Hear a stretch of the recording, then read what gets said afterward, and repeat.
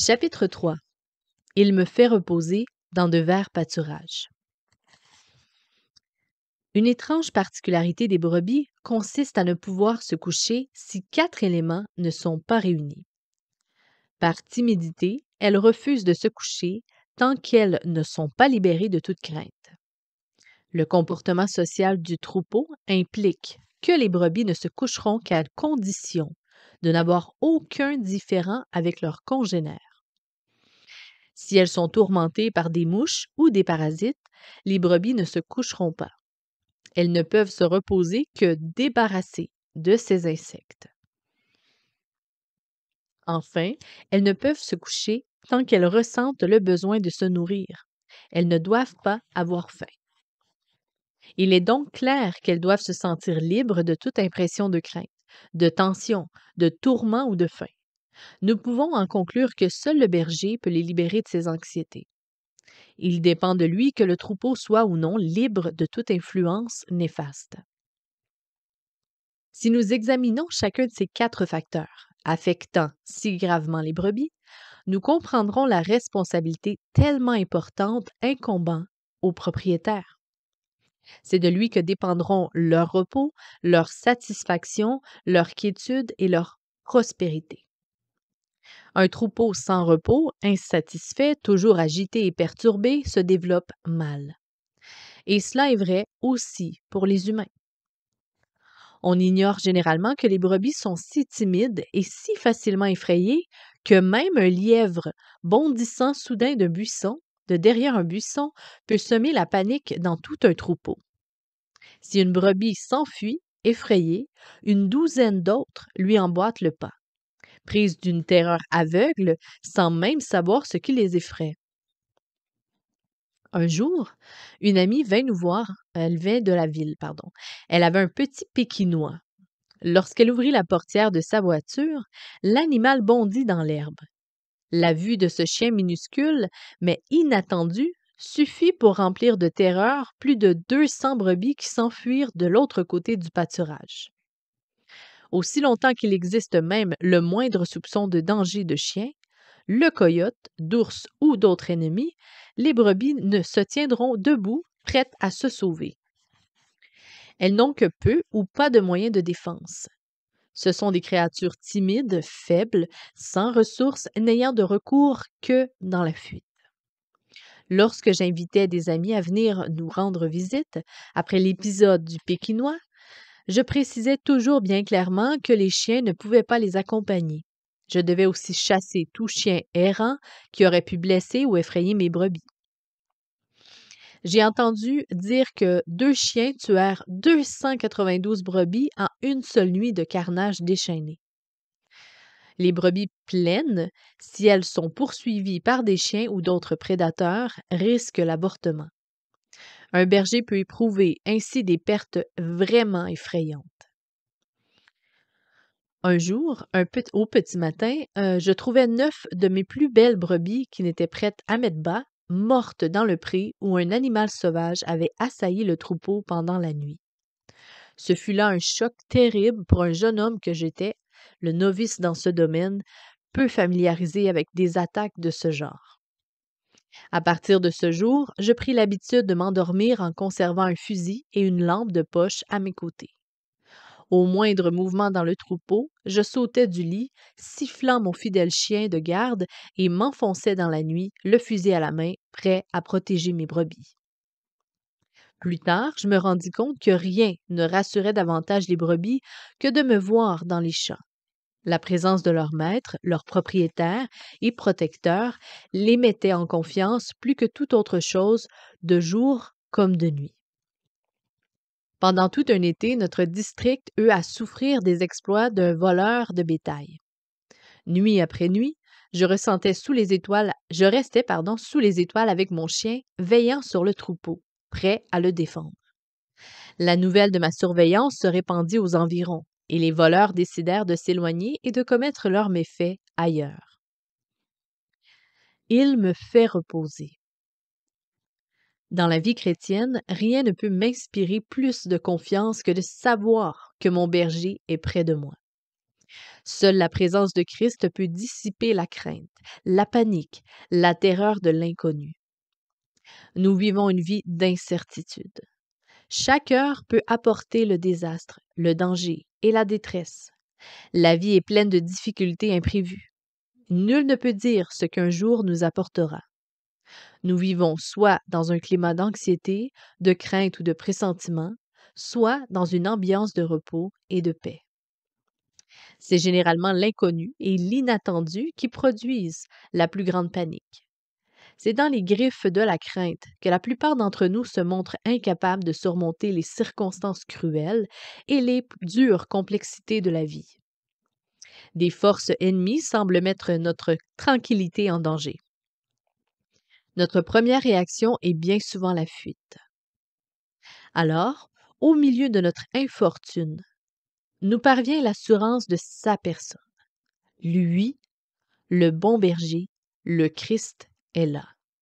Sa présence en ces circonstances jette un nouvel éclairage sur toute la scène. Soudain, les choses ne sont plus aussi sombres, ni aussi effrayantes, terrifiantes. La perspective est modifiée. L'espoir renaît. Je me sens délivré de la crainte. La paix revient et je puis me détendre.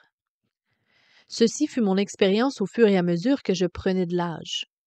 Savoir que mon maître, mon ami, celui auquel j'appartiens, détenait finalement la direction, m'a toujours donné consolation, repos et quiétude. Je me couche et je m'endors en paix, car toi, Seigneur, ô Éternel, tu me donnes la sécurité dans ma demeure. Psaume 4, verset 9. C'est en cela que réside le ministère du Saint-Esprit. Pénétrer nos cœurs craintifs de la présence de Christ.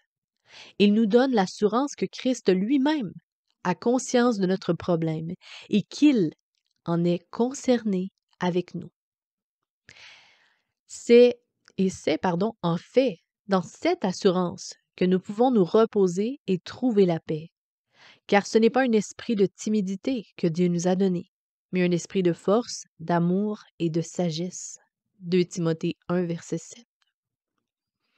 Cette pensée d'un esprit de sagesse ou de discipline est celle d'un esprit paisible et calme, non tourmenté, accablé ou obsédé par la crainte et le mauvais présage qu'a à l'avenir.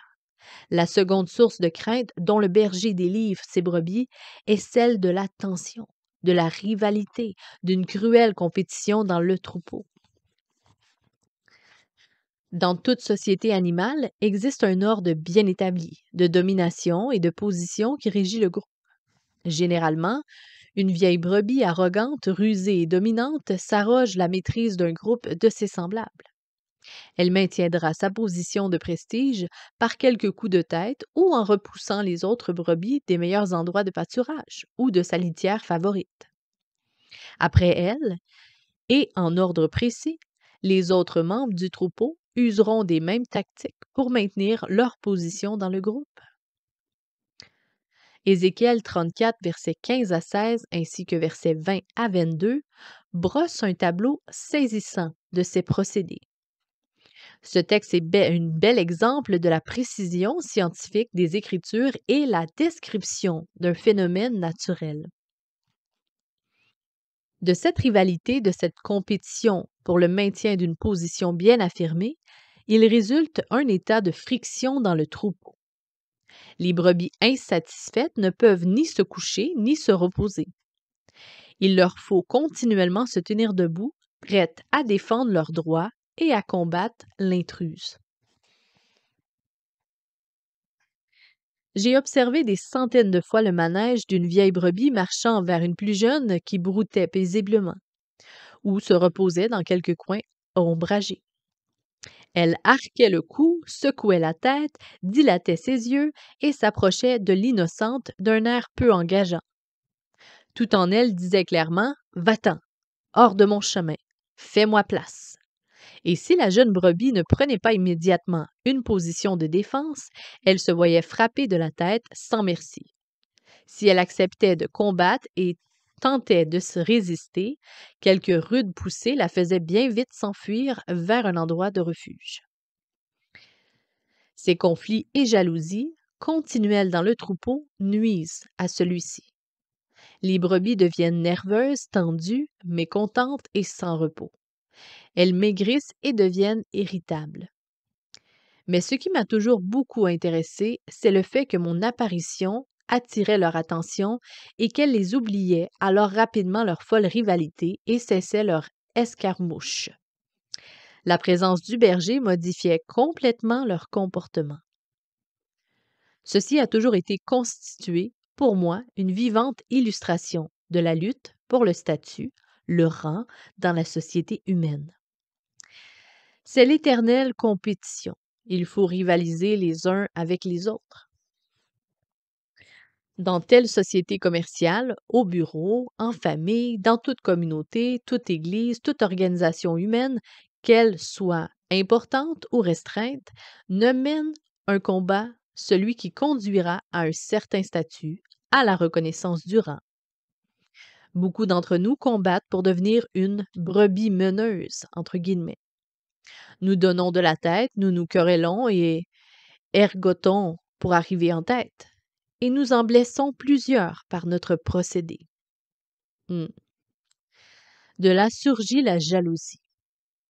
De continuelles irritations sans importance se muent en haine implacable. La malveillance et le mépris s'installent là où naquirent rivalité passionnée et profond mécontentement. C'est qu'une insatisfaction se transforme graduellement en un âpre style de vie. Il faut être continuellement sur ses gardes, prêt à défendre ses droits, à se maintenir en tête de la foule. En contraste avec tout ceci, le psaume nous montre le peuple de Dieu se reposant paisiblement dans une entière satisfaction. L'une des principales caractéristiques du chrétien devrait être la sérénité, émanant d'une paisible satisfaction. C'est en effet une grande source de gain que la piété avec le contentement, en 1 Timothée 6,6. Paul a écrit d'autre part, « J'ai appris à être content de l'état où je me trouve. » Philippiens 4, verset 11. Et ceci s'applique certainement à ma position dans la société. L'agitation sans fin de l'individu s'efforçant de toujours rester en tête, d'être l'homme ou la femme dominante du peloton, est assez fascinante à observer. D'une façon bien personnelle et unique, Jésus-Christ, au cours de sa vie terrestre, a précisé que les derniers seraient les premiers et les premiers les derniers. Dans un sens, je suis certain qu'il parlait d'abord de ceux qui l'entouraient. Car tout berger éprouve une grande compassion pour la pauvre et faible brebis en butte aux tracasseries des plus dominatrices. Plus d'une fois, j'ai tancé sévèrement une brebis belliqueuse s'attaquant à plus faible qu'elle. Je punissais également celles qui malmenaient les agneaux qui n'étaient pas les leurs. Leur agressivité ne leur donnait certainement pas la première place dans mon estime. Un autre fait m'a également impressionné. Les brebis les moins agressives étaient aussi souvent les plus satisfaites et les plus paisibles.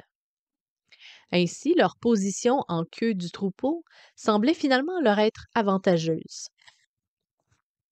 Mais le plus important était que la présence du berger amenait la fin de toute rivalité. Dans notre société humaine également, lorsque nous devenons pleinement conscients de la présence de Christ, nos prétentions, notre fol orgueil, nos rivalités disparaissent. Le cœur humble, marchant paisiblement dans la satisfaction d'une communion intime avec le Christ, comme compagnon de route, connaîtra le repos, la détente, heureux d'un bonheur simple. Ils laisseront le monde suivre sa route. Lorsque mes yeux se fixent sur mon maître, ils ne peuvent voir ceux qui m'environnent. Voici le lieu du repos. Il est bon et salutaire de me rappeler que finalement, c'est lui qui jugera et décidera de mon statut réel. Après tout, ce qui importe, c'est son appréciation de moi-même. Toute estimation humaine ne peut qu'être sujet à caution.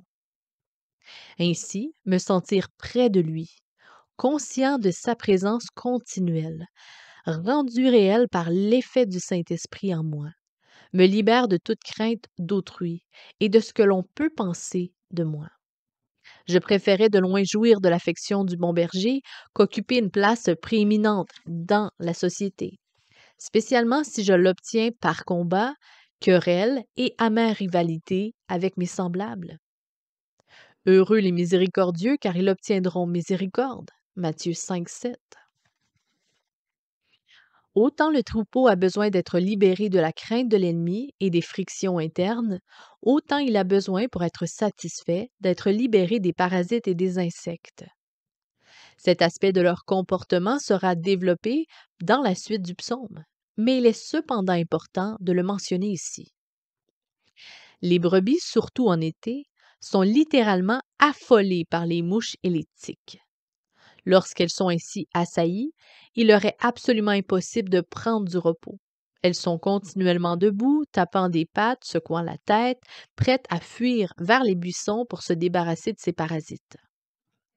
Seuls les soins diligents et l'attention du propriétaire empêcheront les insectes de tourmenter son troupeau. Un bon berger utilisera différentes méthodes pour les en débarrasser. Il veillera à ce qu'elles soient vraiment propres afin de préserver des tiques, des toisons, des brebis. Il s'arrangera aussi pour que certains coins des pâturages soient pourvus de buissons et de petits arbres où les pauvres bêtes pourront se libérer de leurs tourmenteurs. Tout cela exige beaucoup de peine, de temps et de travail, et l'emploi de produits chimiques est relativement coûteux. Cela signifie également que le berger doit être à l'œuvre du matin au soir, surveillant attentivement le comportement de son troupeau. Dès qu'il remarque une perturbation chez ses brebis, il doit intervenir pour leur porter secours. Sa préoccupation dominante doit être constamment la paix, le repos et la satisfaction du troupeau. De même, dans la vie chrétienne, peuvent survenir de multiples petites irritations et frustrations sans grande importance que chacun expérimente quotidiennement. Nous pourrions comparer ces choses aux petits insectes qui tourmentent les brebis. Existe-t-il un remède? Pouvons-nous accéder à la sérénité en dépit de ces désagréments? La réponse sera oui, pour quiconque se confie en Christ. C'est là un des rôles principaux du Saint-Esprit, qui, dans les Écritures, est très souvent symbolisé par l'huile. Celle-ci apporte guérison, réconfort et adoucissement à toutes les meurtrissures de la vie. Le Saint-Esprit me rend sensible à la présence très réelle du Christ. Il apporte le calme, la sérénité, la force et la paix face aux frustrations et aux mesquineries. Quand j'expose à Jésus un problème, une difficulté, une expérience désagréable indépendante de ma volonté, il s'empresse de venir à mon aide. Il peut suffire de lui dire: Maître, ceci me dépasse. Je ne puis m'en sortir. Je suis tourmenté sans repos. Je t'en prie, prends toi-même les choses en main. Et il se charge de tout, merveilleusement. Il applique à mon problème particulier le remède actif et adoucissant de sa propre personne. Je deviens immédiatement conscient de sa participation à mes difficultés d'une façon parfaite. Cette assurance de le savoir actif à mes côtés produit en moi un sentiment de paisible satisfaction. Je puis alors me reposer en paix et grâce à ce qu'il fait. Enfin, une brebis ne peut connaître le repos qu'à la condition d'être libérée de toute sensation de faim. Ceci est clairement exprimé dans notre psaume. Il me fait reposer dans de verts pâturages. On ignore que beaucoup de pays où l'on pratique l'élevage des moutons à une grande échelle sont des régions sèches semi-arides. Beaucoup de races de moutons prospèrent sur de tels terrains. Un climat sec est peu propice à la maladie et ou aux insectes. Toutefois, il n'est ni naturel ni commun de trouver des verts pâturages dans de telles régions. La Judée, par exemple, où David a écrit ce psaume, et gardé les troupeaux de son père, en particulier aux environs de Bethléem, est une terre très sèche, roussie, brûlée de soleil. De verts pâturages ne sont pas d'un fait du hasard. Ils ont demandé du temps, une bonne connaissance des sols et un labeur assidu.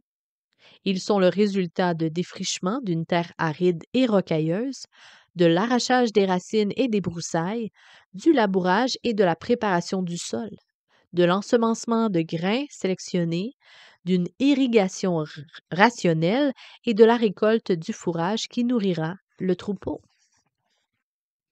Tout cela exigeait du berger temps, peine et habileté. S'il voulait que ses brebis jouissent de verts pâturages au milieu des collines arides et desséchées, il lui aura fallu accomplir une tâche gigantesque. De verts pâturages sont indispensables à la prospérité des brebis. Lorsque les agneaux grandissent et que les brebis ont besoin d'une bonne nourriture pour avoir un lait riche, rien ne remplace un bon pâturage.